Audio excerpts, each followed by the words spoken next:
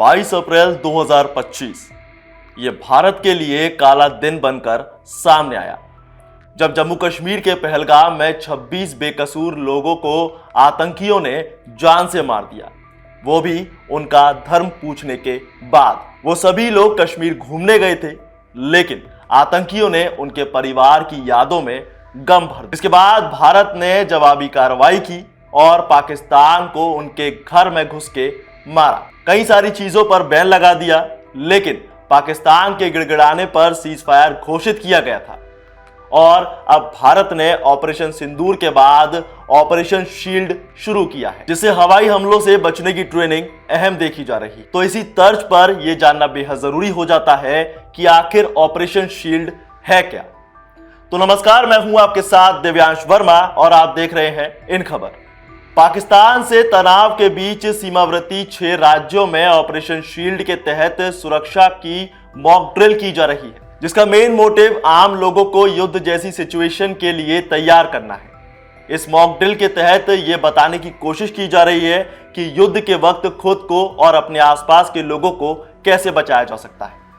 आपको बता दें कि ऑपरेशन शील्ड पूरी तरह से ऑपरेशन सिंदूर से अलग है। दरअसल ऑपरेशन सिंदूर पाकिस्तान को सबक सिखाने के लिए चलाया गया था, जिसमें सीमा पार चुनिंदा ठिकानों पर एयर स्ट्राइक की गई थी। वो अटैक का एक ऑपरेशन था, लेकिन इसके उलट ऑपरेशन शील्ड बचाव का कार्यक्रम है। दरअसल इसके तहत सिविल डिफेंस के लोग पाकिस्तान सीमा से सटे राज्यों के लोगों को सीमा पार से होने वाली आर्टिलरी फायरिंग और अटैक में खुद को सुरक्षित रखने की ट्रेनिंग देंगे। अब किन राज्यों में यह मॉक ड्रिल हो रही है, यह भी जानिए। असल में मॉक ड्रिल का आयोजन पंजाब, हरियाणा, राजस्थान, गुजरात और इसी के साथ केंद्र शासित प्रदेश जम्मू कश्मीर और चंडीगढ़ में आयोजित की जा रही है। इससे पहले मॉक ड्रिल का आयोजन 29 मई को होना था, लेकिन कुछ प्रशासनिक कारणों से इसे रोक दिया गया। केंद्रीय गृह मंत्रालय के निर्देश पर आयोजित मॉक ड्रिल में दुश्मन के fighter jets, drone attack, missile attack जैसी चीजों से बचाव की ट्रेनिंग दी जा रही है। साथ ही सीमावर्ती इलाकों में पाकिस्तान की तरफ से होने वाली आर्टिलरी फायरिंग के दौरान सुरक्षित रहने के भी तरीके सिखाए जाएंगे।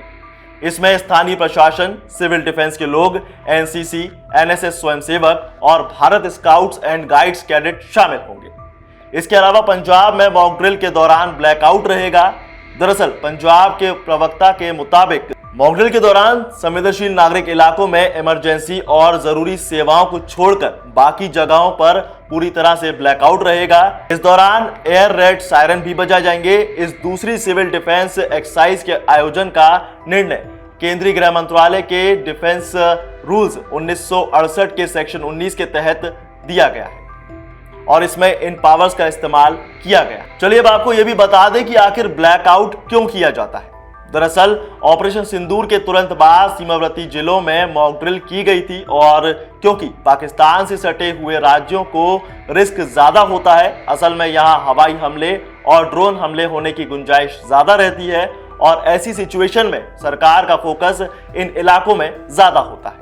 इसीलिए ब्लैकआउट से दुश्मन रिहायशी इलाकों की पहचान जल्द नहीं कर पाते और ऐसे में वो हमला भी नहीं कर सकते, क्योंकि ऐसे में काफी मुश्किल होती है और इसीलिए ब्लैकआउट किया जाता है। तो अब आपको समझ आ गया होगा कि आखिर ऑपरेशन शील्ड क्या है, भारत इसे क्यों कर रहा है और ब्लैकआउट क्यों किया जाता है।